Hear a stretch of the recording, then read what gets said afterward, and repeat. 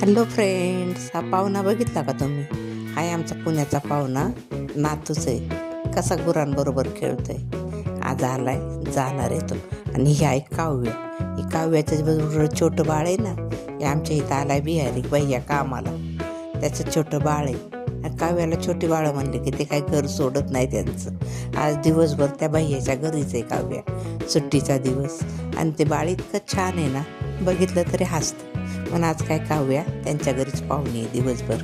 आणि त्या भैयाच्या बायकोनी काय केलेलं आहे, आणलेले आहेत मासे.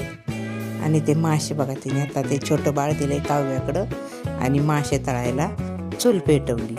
आता त्या चुलीवरती काय करणार आहे ती मासे करणार आहे. तोपर्यंत काव्या बाळाला खेळवते. आणि ह्या पुणेरी पाहुणात काय आमचा गोरांच्यात दंग झाला आहे. आता तिने पेटवली आहे चुलीवर तिने ठेवले अर्धी कढई तेल, सरसोचं ताप आहे, हळद मीठ लावून ठेवलेले मासे. ते मासे तेलात फ्राय करून घेते आणि कांद्या लसणाचं वाटण टाकून तेलातच केलं आहे.